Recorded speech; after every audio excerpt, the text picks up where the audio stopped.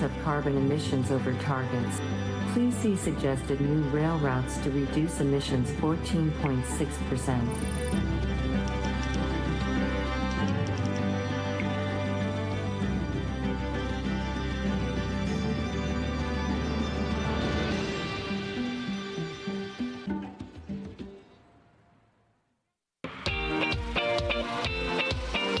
Please welcome to the stage, Steve Miranda.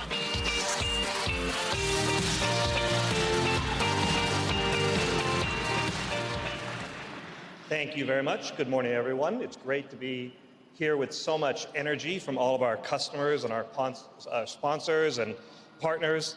I'm going to go through a lot of content today. I'm going to go through 3 major announcements and applications. And more importantly, we're going to have 3 customer interviews. And what I hope, kind of following on the lead that Safra started yesterday, that you'll take away is a theme of how you can achieve lasting success, and in this case, lasting success with Fusion applications.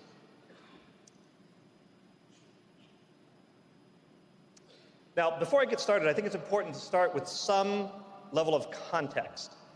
When I had this discussion or gave this presentation 4 or 5 years ago, or even further back when we introduced Fusion applications, what we talked about was that in SaaS applications and in Fusion, what we really needed to provide our customers is the ability to adapt quickly to change, so that their infrastructure wouldn't be an impediment, but actually would be an asset to them, so they can react to this change. And if you go back several years ago, there was a lot of talk about disruption. And if you remember 2018, 2017, people were worried about Amazon, people were worried about Uber, people were worried about, well, or I want to become the next Amazon, I want to become the next Uber. People being disintermediated, they either wanted to defend or they wanted to change. And we built applications to help with that. But then 2020 came along and the world stopped. And all of a sudden the conversation talked about we had to adjust to working from home. We had to deal with our customers digitally. We had to have a whole different supply chain or outlook on supply chain and deal with supply chain disruptions. And again, all of you had to have your businesses react to that very, very quickly. And then today, I don't know if you've heard, but we're talking about AI a lot. And we're talking about generative AI. Now, 6 months ago, probably wouldn't have talked about generative AI. Last year, I didn't talk about generative AI. Certainly in 2018, I wasn't talking about generative AI. But the common thread and the common theme is, and what I said in 2018 and in 2020, and now today in 2023, the only thing that we have for certain is the speed of change is only increasing. And by Oracle providing Fusion applications with quarterly releases, with hundreds of new features for those quarterly releases, it is our job to partner with you to enable you to best adapt to that change, whatever that change will be. So next year there'll be something else we're dealing with, the following year something else, and together Oracle, our customers and our partners are going to achieve lasting success through that. And in the 3 customer interviews, that's what we're going to be talking about. But there's more than the 3 customers. So at this stage, we have over 14,000 customers on Fusion applications. Some of the largest, most well-respected companies in all industries around the world. In healthcare, you're going to hear a great update from Francis about Providence. But we have many other customers and partners around healthcare. I've been a long-term executive sponsor with the Cleveland Clinic, one of the largest hospitals in the United States. And we just had a meeting. They've gone through their go live, financial, supply chain. They've done acquisitions. They've moved acquisitions to the platform. And now we just spent 2 days, and it was just exclusively talking about how they're going to drive value in their business of this continual change and with our continual investments. In financial services, a who's who of financial services organizations.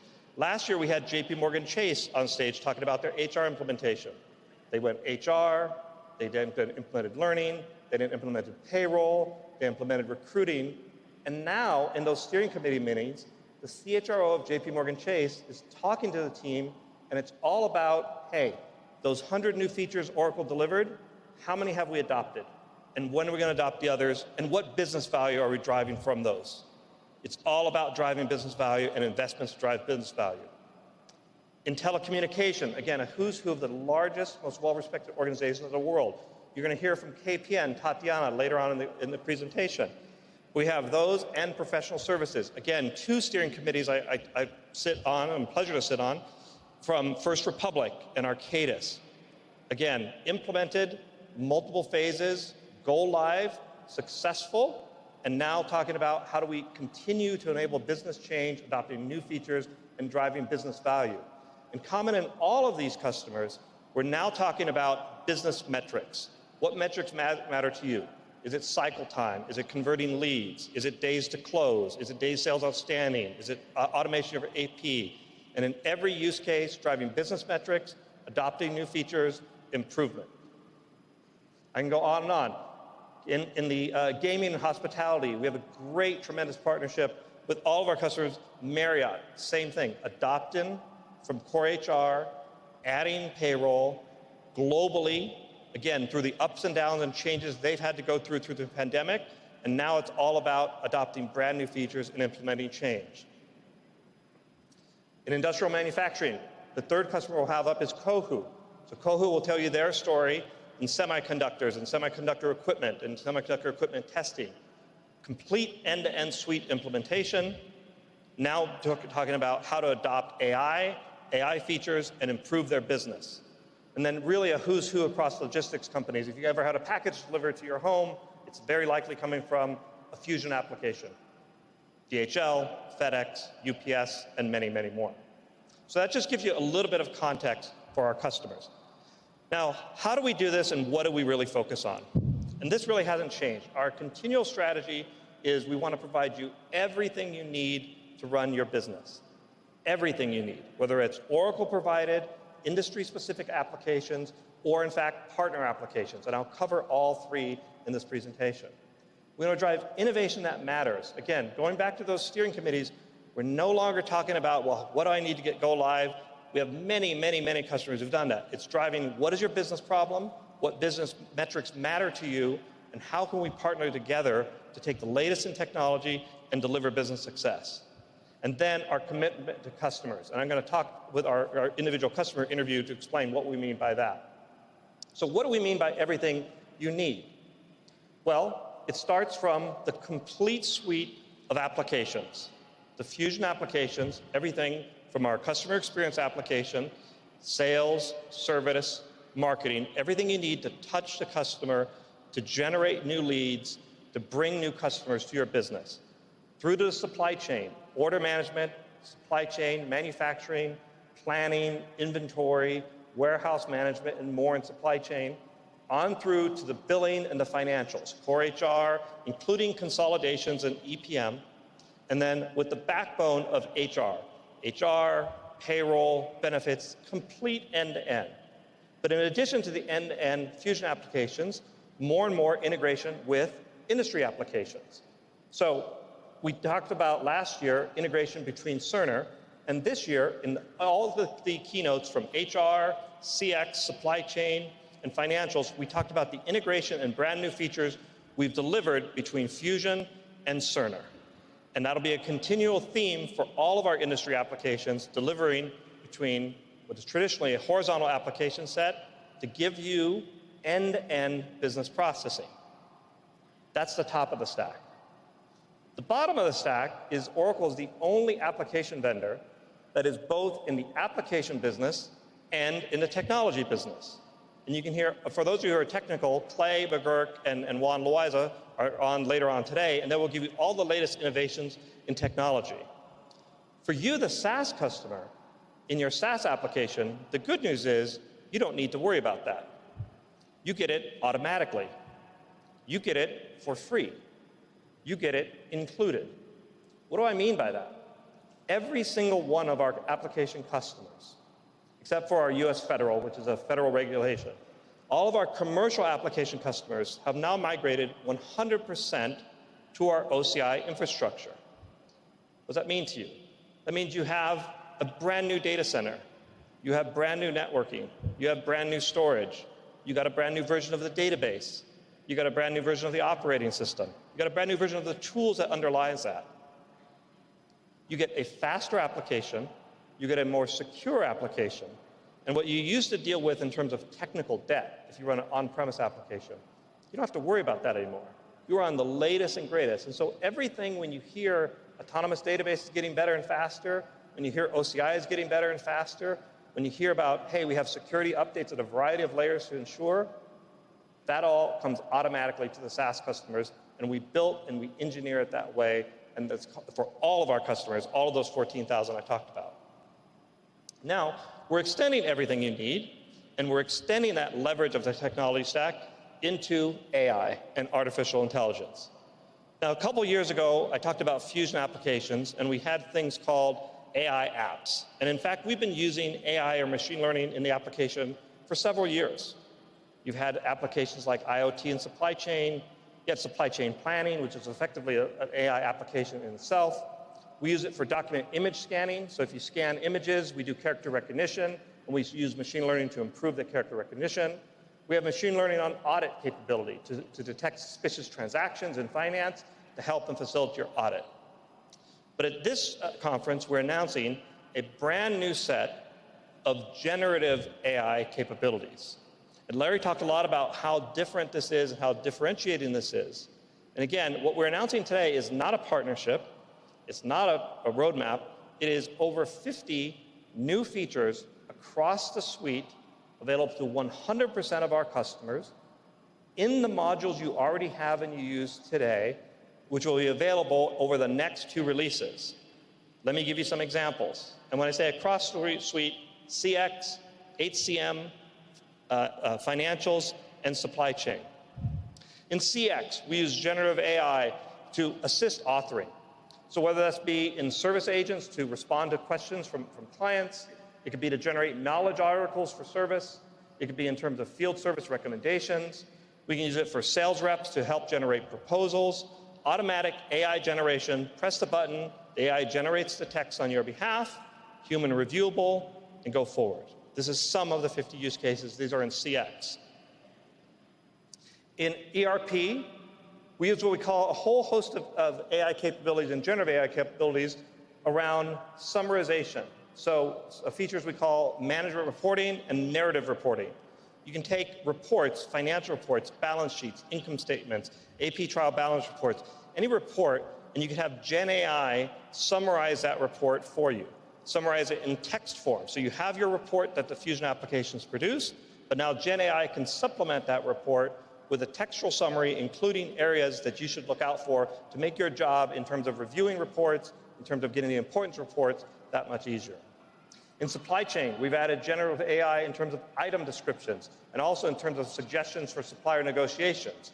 So having generative AI take your items, and as you write the item description, we'll write that for you. Or rather, the computer will write that for you, taking human labor out of the equation.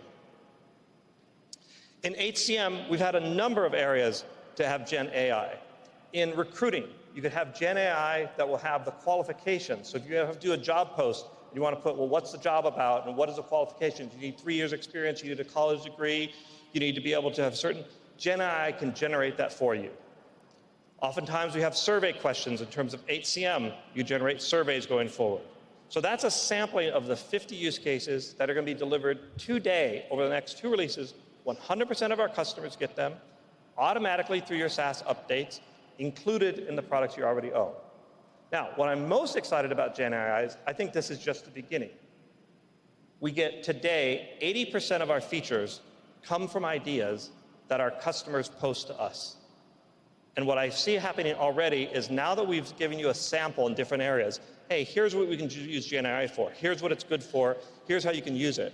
What's happening is all of you and all of your constituents back home are sending us ideas. And again, because we have that quarterly release and that speed, we're going to add those ideas to the product very quickly. And as Gen AI improves, we'll improve the applications. And as you give us ideas, we improve the applications. And that's how we change and be dynamic and enable you to not only not be behind technically, but to keep up functionally. So that, again, no matter what the change brings over the next 2 or 3 years, we're going to work together and bring that to you. OK, so enough of me talking about that. Let me introduce first. It's my pleasure to introduce Francis Chao. Francis is a Group Vice President of Enterprise Business Applications at Providence.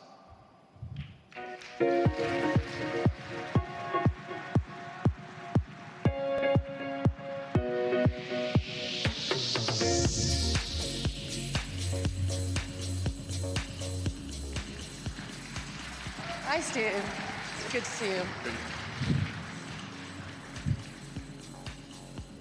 Thank you for joining us. Thank you. So, Francis, maybe you can start off by telling the group, what is Providence, a little bit about your mission, and then your role at Providence. Sure, and first off, Steve, thank you so much for inviting us to speak today. It's really exciting to be here and to talk about Providence and our journey here. Providence is a Catholic, not-for-profit health organization we truly believe that health is a human right.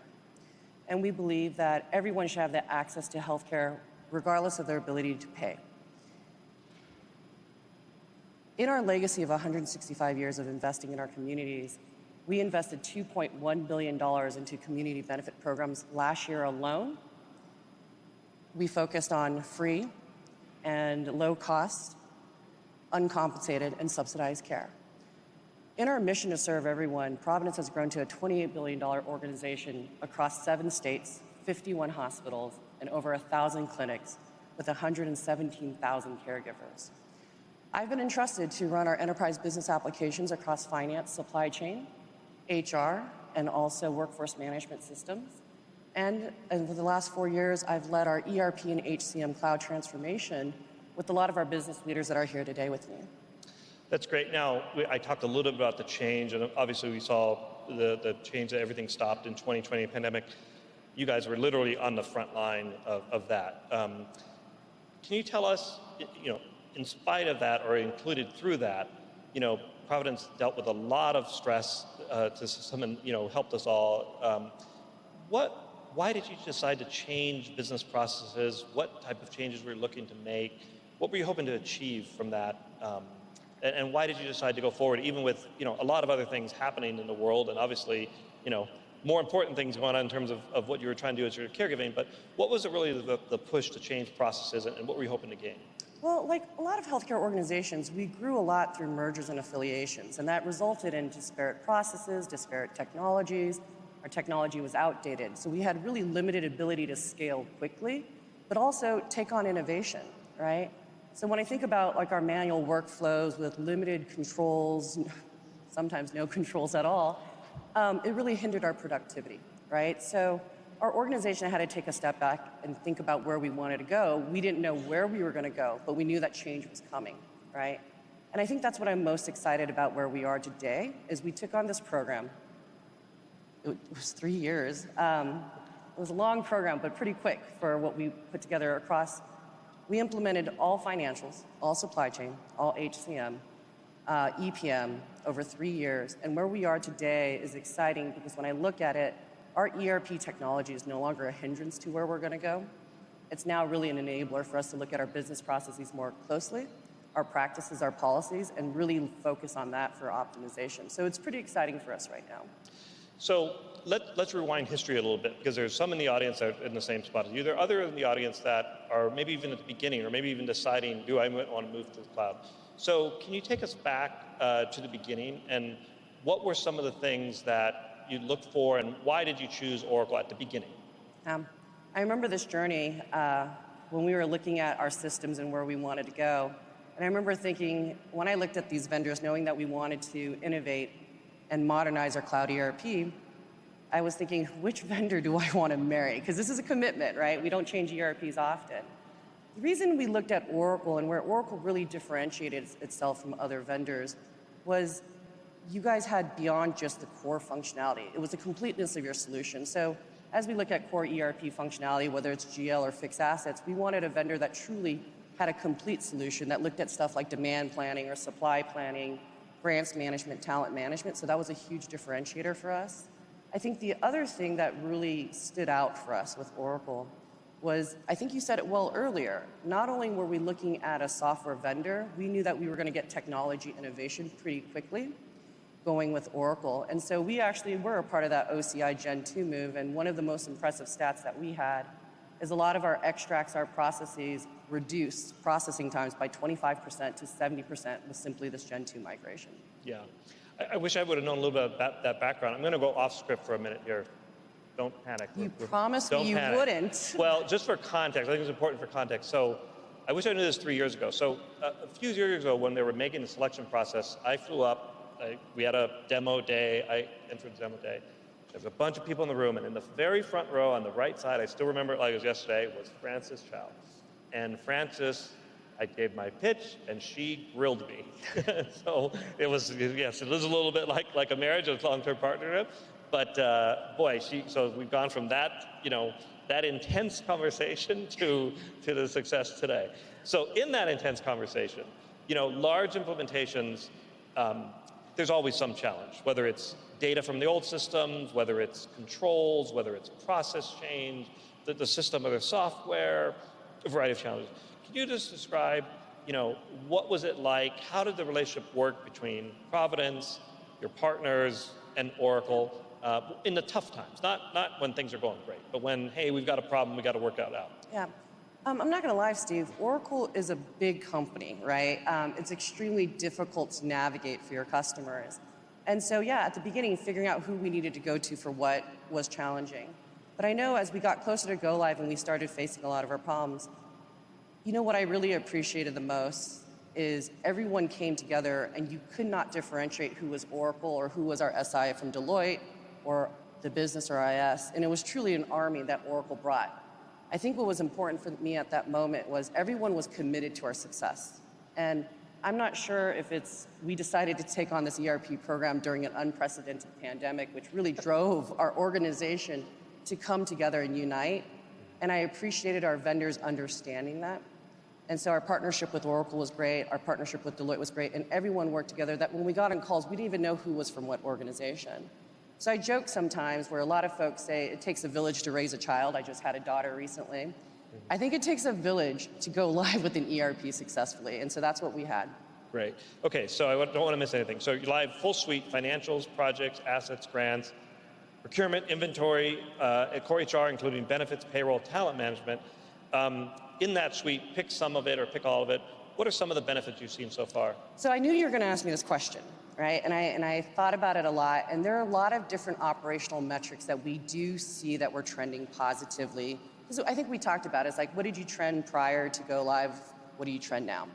And I've had a lot of these conversations, and we do see improvement when we look at time to recruit, time to start. But one of the things that we're most focused on is I don't want to compare us to before we went live, because that's too easy, right? Where we came from, it's too easy to look at those metrics. What I think is most exciting now is to look at our metrics now, and as we take on new functions and features, especially with AI and ML, is to start measuring those metrics and seeing whether we optimize our process, change our policies, change our data, and to start measuring those metrics now. So I'm more excited about challenging us to improve upon our baseline now than where we started 3-4 years ago. Great. And so, again, you were there from the very beginning in the selection process. I talk a lot about the speed of change and speed of innovation. From your perspective, if you can give, I don't know how you score it or how you compare it, for example, like software then versus the software now. And I was so skeptical when we met. You guys kept convincing me supply chain would work for healthcare. So I know it was a challenging conversation, but when we started, I would say that the financial product was really mature. I think HCM was mature. I think supply chain for healthcare, we were really, really nervous. I think we identified over 60 critical go-live gaps. Through the course of the 3-year implementation, almost every one of those was roadmap. And that was pretty amazing to us. But I will be honest, I am still shocked today on how quickly some of our fixes are coming in, the features, the functions. I never thought today we would actually be at Oracle CloudWorld and taking on AI features as of last week. That is really cool for us. So yes, you have kept your commitment that it was going to work. So, any advice that you have then for at any stage that the customers, either beginning, middle, coming through, post go live, advice you'd have for the audience? So, yeah, I actually have a lot, but I think the one thing that resonated with me that's really evolved me as a leader and on my journey is my leader, the CIO. When I first met him, he always said, you know what, if you're going to fail, fail fast. Lean into it. And I think that is one of the biggest things that I learned is don't be scared of change. Lean into it. If you're going to fail, fail fast and try again. And I think that was really important. And the last thing I would leave everyone with is, as you're embracing this change, when you're trying to get ready for go live, You're never going to get perfection. There's always going to be issues when you go live. So don't wait for perfection. Just be ready that when you go live, that you're able to support your organization. You're able to listen to the feedback that you get from the organization. You just got to find that right balance of going live with some risk and being prepared to handle that risk. Because otherwise, you're just going to keep pushing that go live. And we were able to do it, and we stabilized, and now it's really, really exciting for us to take on all these functions and features. Great. Thanks, President. Thank you so much.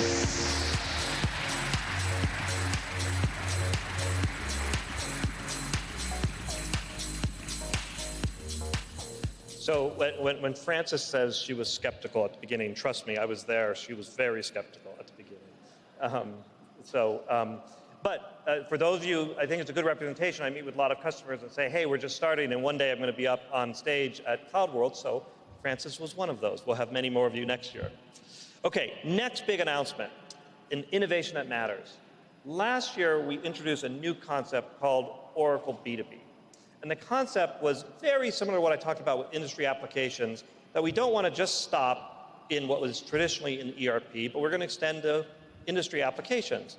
Well, in this case, we don't want to just stop in terms of where the Oracle boundary stops, because all of you use the ERP and you make payments, or you receive payments, and you deal with banks. You ship product, and you deal with logistics providers, or 3PLs.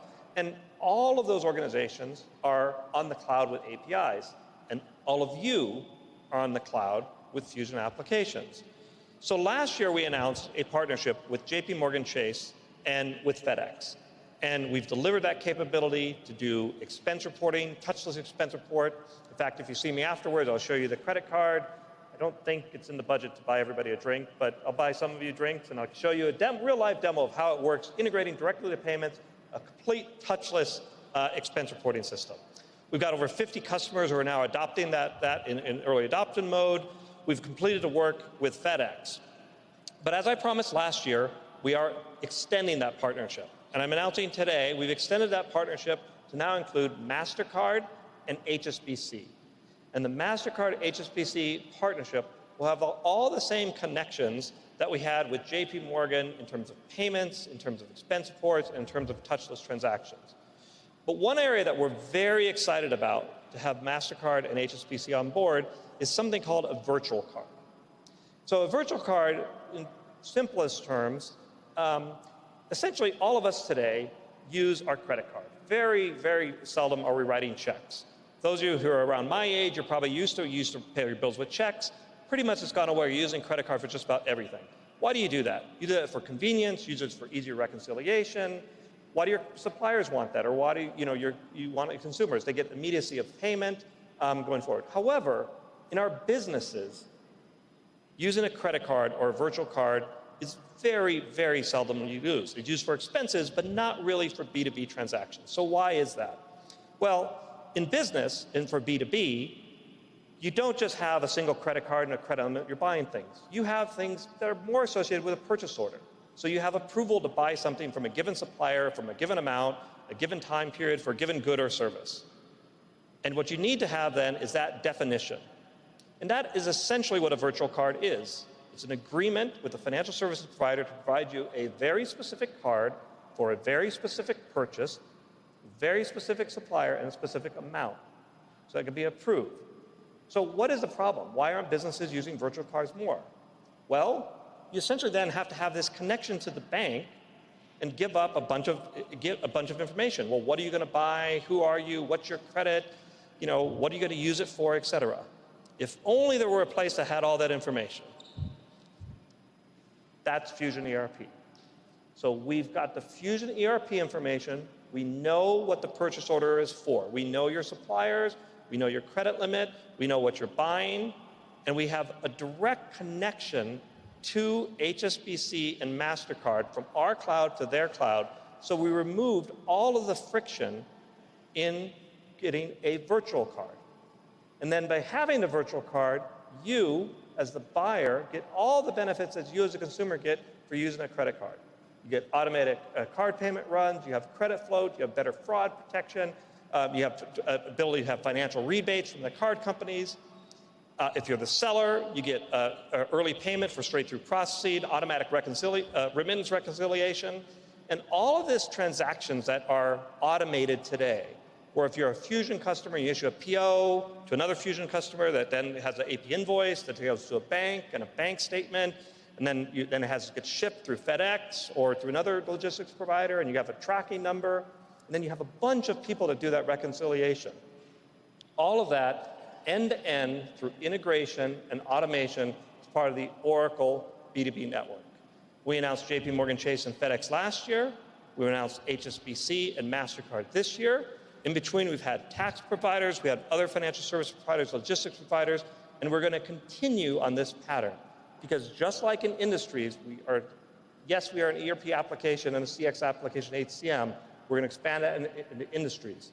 But also, we live in a cloud ecosystem, and all of those 14,000 customers on the exact same cloud, and they leverage the exact same connection to all of the partners. Full end-to-end automation. Okay, that's the second announcement. Now, it is my great pleasure, the most fun that I have is talking to the customers, so let's go to one more. Let me introduce Craig Halterman. Craig is the CIO of Cohu.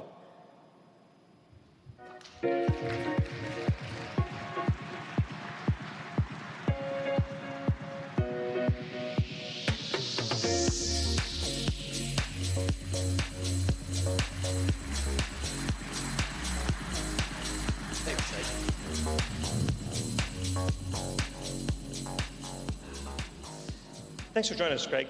Thank you, Steve. So Cohu is a manufacturer, or in fact, the world's leading manufacturer in the semiconductor industry. Can you give a little description of what Cohu does and your role there? Sure.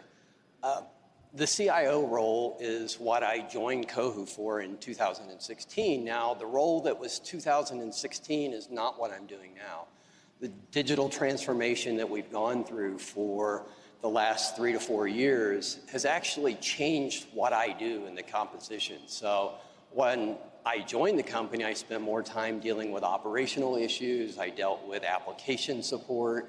Now I'm actually a part of the business more. And I actually spend a lot of time trying to work on the strategy and actually aligning to what the business is doing instead of what maybe I would have been doing in 2017 and 18. So Cohu is a global leader in producing high-tech products for the semiconductor manufacturers and also the large companies that consume and use semiconductors. So what that means is that you have to have a product, a physical product. Our products are designed and engineered in the United States, Europe, Asia, and then we actually manufacture our products too. So our production facilities are in the United States, Germany, Japan, Philippines, Malaysia, Singapore. So I think everyone understands that semiconductors are used in many products and many industries. So you think about what the volume is, and in the increase that's happening, the auto industry is now consuming the most semiconductors or chips. And that's being driven by not only the sensors, but the potential to have autonomous vehicles and the IOV, but also the compute. Everything that we've been talking about for the last few days here in Oracle CloudWorld is something that's probably going to consume more chips, whether it's AI or whether it's the fact that wearable technology, medical devices. So we are a highly engineered and highly configured to order for our customers. And what we have to do is focus more on having the products aligned to what our customers' innovations are, so that we have to do that. So instead of spending our time doing Oracle Cloud, we were doing a lot of things to support the old system. So now we've digitally transformed. We are supporting more of our customers. Well, so you're a manufacturer of high-tech equipment, and your customers are some of those technical companies in the world. So extremely technical company. Mm-hmm. What made you decide to move to the cloud, or what was the driver behind it? And why Oracle in that move? It's a pretty easy answer now that I'm sitting here in the chair. At that point, it was a matter of we couldn't align our strategy as a business to actually complete and do the things we wanted to do. We had grown through acquisitions. On our acquisitions, our strategy was simple. We integrated. Well, that meant that we changed the sign on the building and changed our business cards. Nobody did anything with all those systems. What that meant was we had 5 and 6 and 7 of everything. We had 5 supply chains. We had different legal structures or a chart of accounts. Everything was complex, and it meant that the local sites, whatever the entity was, whatever the acquisition was going to actually be supporting and sustaining everything in that ecosystem or business functionality. So what we wanted to do was be able to grow, and we couldn't grow through acquisitions. We had to grow through this process of elimination, and we were being impeded on our growth strategy because of that. The second thing we really looked at was we didn't want to go through customizations. We didn't want to go through another on-premise integrations. It was basically impossible for us to do that. So we wanted to replace the DNA of our overall business, and we wanted to do that by eliminating the legacy systems of SAP and Glovia and Syspro. We also wanted to build for the future, that foundation of having the systems be able to be flexible and scale for the next acquisition. So we had to do something to eliminate and put that flexibility and scalability in, and we really wanted to become unified as one Cohu. So that was one of our overall strategies. We wanted to buy into the most comprehensive cloud-based platform that we could actually get, because that technical, stack was going to be important for us as we grow forward. We wanted to have the end-to-end data flow, and Oracle presents that. So now, when you say end-to-end, it's end-to-end. You start from Fusion CX and sales, service marketing. You go on through the supply chain, again, a very high-tech manufacturing supply chain, through to financials, HR, end-to-end implementation. What was it like? You heard Frances earlier talking about, when she couldn't tell who was on the call, whether it's the SI, the partner, or development. It's great. How was your experience like working with Oracle and working with the partner? How did such an end-to-end implementation come to light? Yeah, we opted the first round of implementation for us as a big bang.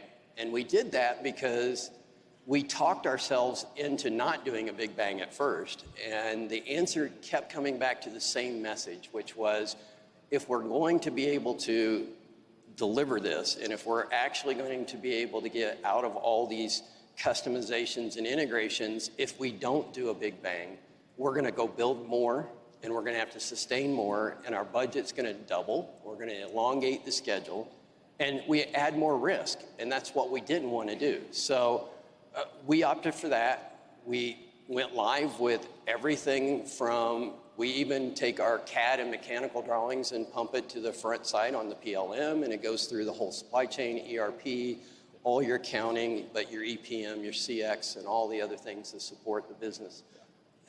That, was probably one of the bigger things. We also expanded we had an HCM, but it was a single site, and now we're a global HCM solution throughout the organization.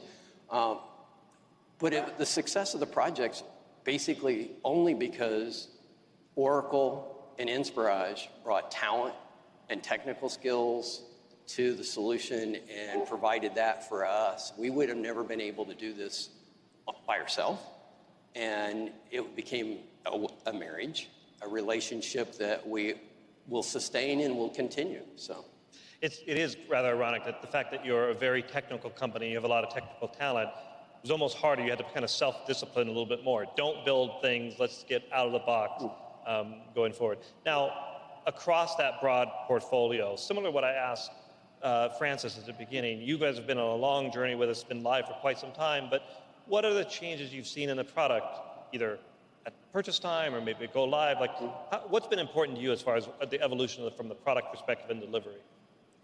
I think the strongest message that I would say or tell anyone here is the fact that when we started in 2018, the second half, and then we went live in 2020, we went through some early releases of the Fusion products, and there were some challenges and gaps. The gaps were both also driven because of our business model, but also the fact that there were things on the roadmap that Oracle was working on, they just hadn't delivered.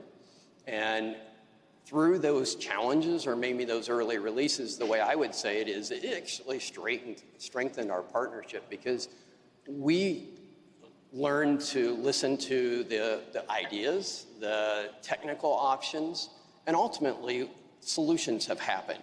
And the continuation and the maturity of all the products continues. Every 90 days, you're getting a upgrade release. Those features and functions have now been deployed. We're now taking advantage of some of the AI and ML type capabilities. It's just a matter of, it's a strong relationship. You need to not necessarily think of perfection, but if I look back whether I could have integrated, built, or customized a solution, the answer is no. And that's why I'm going to relate all my answers to the future for Oracle, because I'm going to get out of that business of building, and I just want to be an integrator. I want to get my people focused on business, not on spending time worrying about the next upgrade or the next customization that we're going to have to support. Yeah, one less person building the accounting systems, one more person building chip testing systems and manufacturing. So been live for 3.5 years now with that full scope. Business benefits you've seen, or business benefits you hope to come forward? Oh, there are a lot of them. I think that there are things that just hit you immediately, is the fact that what we talked about in scalability and flexibility as far as being able to acquire the next company, we've done that multiple times since we went live. And each time we've brought in and been able to integrate the business into the core platform of all of our transformation in Oracle Fusion.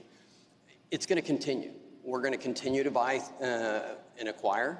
And because of that, we want to make sure that they're bringing in, we're going to assimilate them. If you're a Star Trek fan, maybe the Borg, we're going to assimilate you whether you like it or not. But it really is about keeping people focused on their core capabilities of being a product company, not being a back office accounting, designing software company. We now have people out of the hunting and gathering phase. They've actually spent time doing their job, doing strategic and operational decisions, not being the hunting and gatherer of Excel files. Those things continue as far as we now have the ability to be flexibility and scalability. If the business changes, we're ready for that. There's no opportunity for us to really expand our market in the core business. We want to retain our customers, so we're going to bring our customers and our supply chain closer, and we've done that too. And then advice you'd have, so you've gone, again, you're at the very much 3.5 years, full suite, big bang, but advice for customers who are anywhere along that journey? I think Francis said it right on a lot of things. I think I will only add to the fact that, self-awareness, know what you are as a company.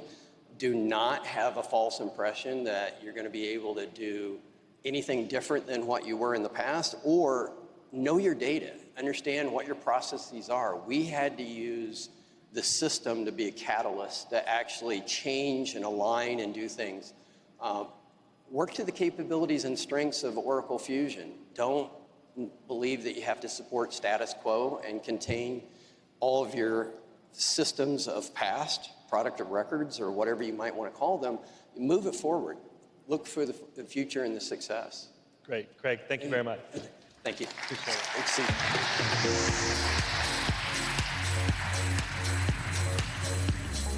I mean, Craig just kept on the theme, moving forward. And again, to steal from Safa's presentation, leadership, risk-taking, being courageous and going forward. I think, Craig's a perfect example of that. I kind of laughed when he talked about acquisitions. I could just imagine I don't think Cohu, when they're talking about acquiring a product, is trying to figure out, well, should we acquire this company? I wonder how they do their financials. I wonder how their supply chain. Just don't do that. They acquire best-in-class product companies, and they use Fusion applications to bring those together. So let me give you my last announcement. So we're proud to announce another new set of features. And again, continuing in the theme, we have a brand new Fusion Data Intelligence Platform. Now, what is the Fusion Data Intelligence Platform? We've had for quite some time the Fusion Analytic Warehouse, an end-to-end data warehouse that would automatically integrate with Fusion from HCM, finance, supply chain, and CX applications. So by integrate, I mean extract the data, giving you real-time dashboards, giving you flexible report building, and a kind of a classic or a traditional data warehouse and reporting style fashion. Now we've taken the analytic warehouse and we've added on top of that. And we've expanded it with AI and ML capabilities to not only make it a reporting warehouse, but to help drive actions and recommendations. So you have your data from Fusion applications, integrated to a data warehouse, out-of-the-box reports and dashboards, but now with AI and ML, recommendations and actions for you to take, whether it be in CX, supply chain, HCM, and finance. And because it's not a standalone data warehouse, but integrated, allowing you to drive those actions and drive and push transactions into the transactional system. In addition to that, the common piece of feedback we have from customers is that while Fusion is a large part of their ecosystem, and in the Cohu example, really an end-to-end part of their ecosystem, you have other applications as well, whether it's demographic data or third-party data or other data that you need for your business, be it in a system in-house or externally. And it's important to be able to bring that external data in and model it. And with the Fusion, the new offering, Intelligent Data Platform, you're allowed to not only have that integration with Fusion, but incorporate third-party data, have the same reports, have the same AI, and generate actions going forward. And if you think about the three areas that I talked about today, from B2B and from FIDM, the integration of the data platform, and extending to industry applications, it's all about taking what is traditionally a flow and really making it end-to-end flow.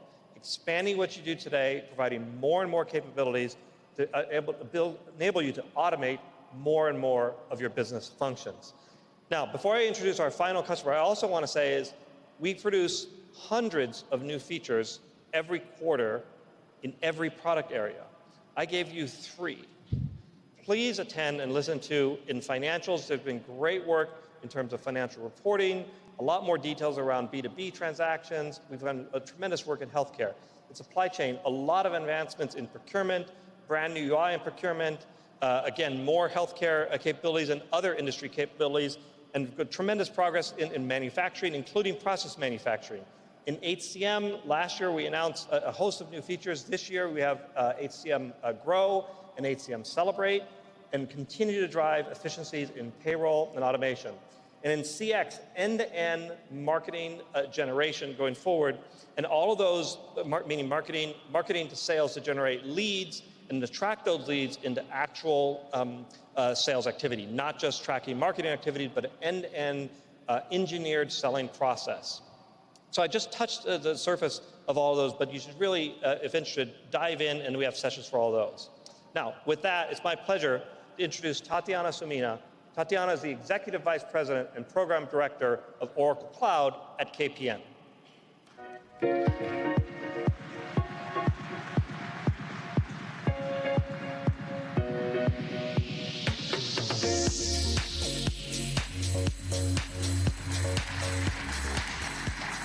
Hi, Steve. How are you? Good to see you. Tatiana, welcome. Thank you. So KPN, and KPN we'll get into a little bit later, is your second go with Fusion applications. But let's talk about KPN. They're the largest telecommunication provider in the Netherlands. Mm-hmm. You've been there a couple of years, 2.5, 3 years now as a program director. Maybe tell us a little bit more about KPN and your role. Yes, so KPN is telecommunication provider #1 in Netherlands. We serve B2B customers, consumers, wholesale markets as well. We deliver a variety of services.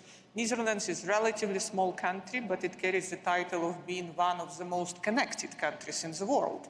And we have a dream. We want to make it the most digital country in the world.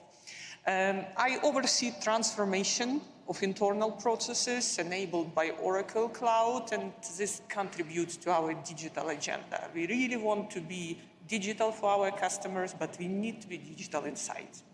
And so, the digital speaks to, some of the challenges of this strategy. Can you give a little more context into what are the business challenges that KPN has faced, and really sort of drove this move to the cloud and move to Oracle? Yes. So as technology industry, we deal a lot with the future solutions and technologies. We discuss the things which will happen in a few years today. It takes time to build all of them.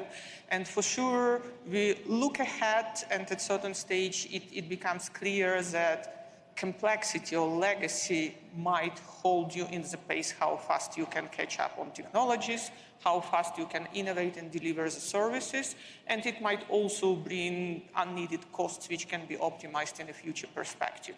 It was clear for us that we need to start changing to be ahead of the curve, and we've been looking for cloud-based solutions, that's the future. We've been looking for dynamic solutions which can change, evolve relatively fast, end-to-end platform to bring as much as possible process into one seamless experience and one transparency. And also that helped us to support innovation domain, because we really wanted to make sure that we can grab best practices from the globe and bring them into a company and leverage them.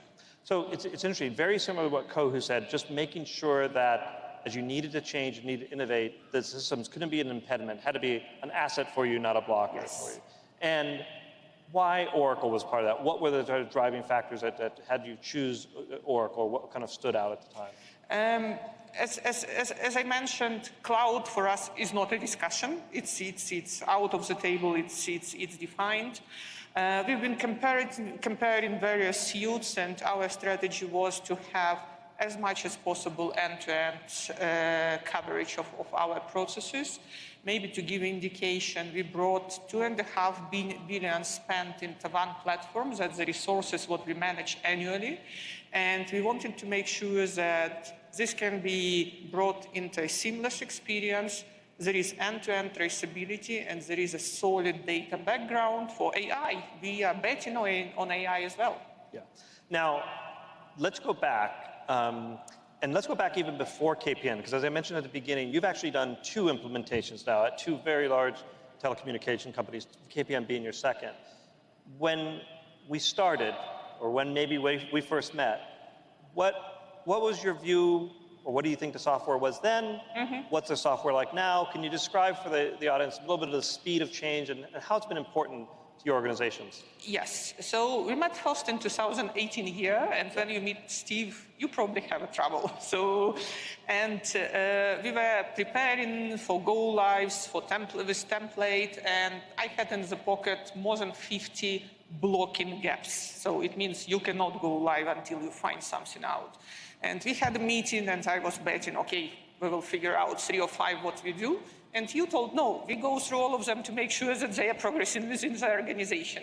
That says a lot. We went live with my previous employer, and now, 5 years down the road, we brought very big suite, very complex set of processes with only 3 customizations.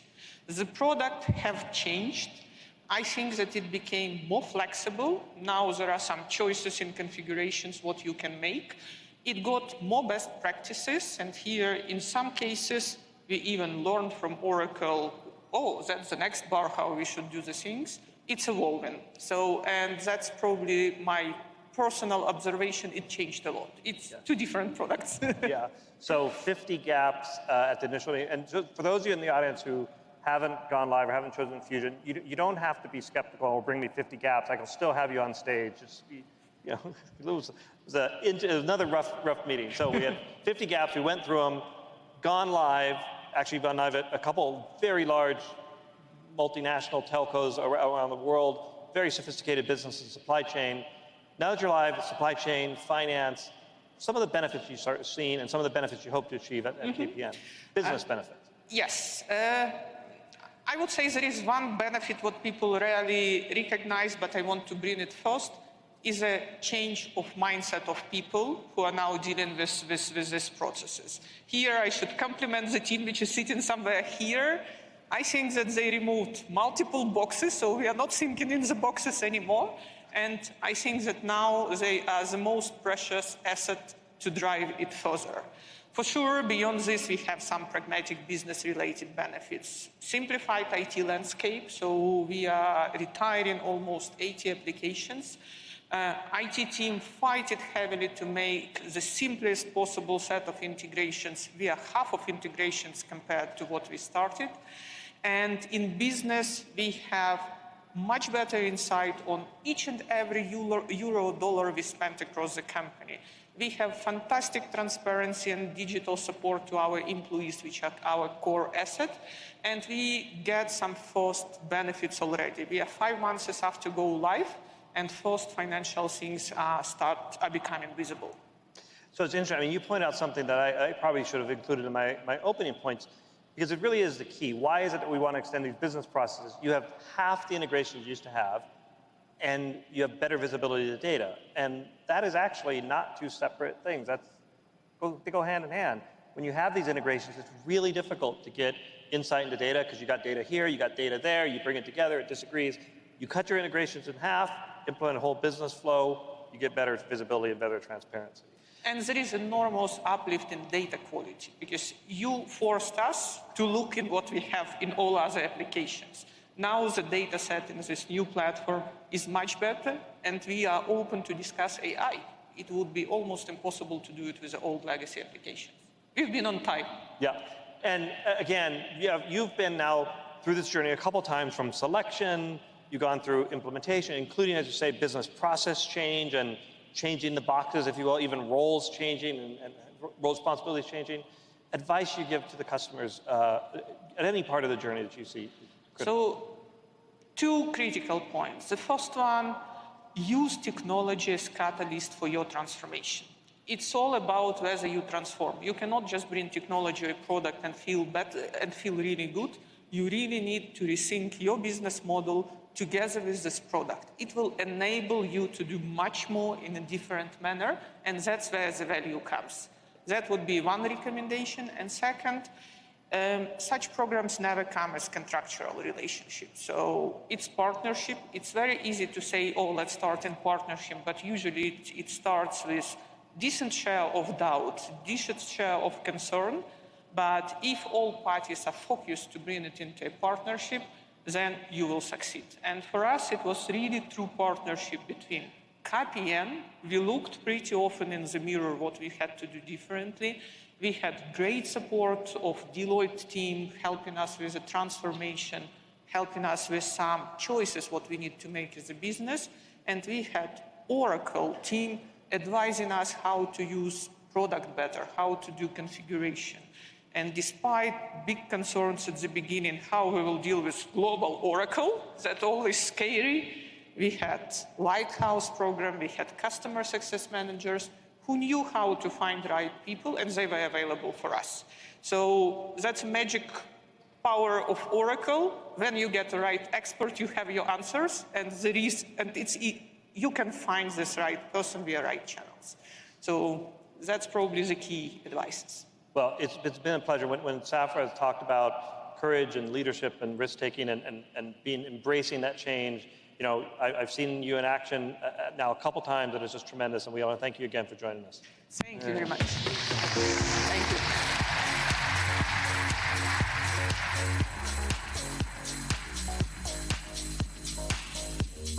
you. So, similar to, I talked about how I launched 3 of the features, there's hundreds more.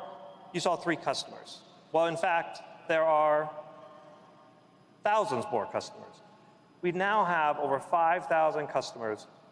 Could you go back? Over 5,000 customers who have moved from either EBS, PeopleSoft, Siebel, JD Edwards, Hyperion, over to the Fusion Cloud, and have achieved the success that you just heard today. And more of my conversations, while it started off, how are we going to get there? What are we going to go live? What business process? Now we are definitely at an inflection point. We're at an inflection point of driving business value, driving the features for us to partner with you. And that's where I really want to then conclude with what I said at the beginning. Well, what does it mean around customer success? And there's a few things that I want to call out. We have new roles. Tatiana mentioned customer success managers and center of excellence. We have Lighthouse programs for when we have new features, we have early customers adopt. We've worked very, very closely with all of our partners to deliver metrics and methodologies to have you go live, to get rapid return on investment and rapid value. We've also introduced a new Customer Connect, which is an online community that has all of your users, all of Oracle product managers, and all of our partners, and they contribute and talk about what we call ideas, or what used to be called enhancement requests. There's also a brand new section around how-to questions to enable you to share how do you implement things, and it gives direct feedback into our product managers to improve the product, not just fix defects, but really, really improve the product. But beyond all that, I just really want you all to understand, the audience, when we say customer first, and I really wanted to make sure, particularly with Tatiana and with Francis coming, because I knew them from the very, very beginning of the process, and we gave a personal commitment in that selection process that we would make them successful. And I want all of you to understand that when you choose Oracle and Fusion Cloud, you have the top team anywhere in the world, and they are personally committed to your personal success. We take this very, very seriously. We understand the apprehension, or what Francis called skepticism, or what Safra called the courage needed to move forward. These are large projects that run large enterprises, and you are, generally speaking, the representative for your organizations, and know that you have the top organization in the world right behind you, committed to your success now and going forward. Thank you very much. Enjoy the rest of the show.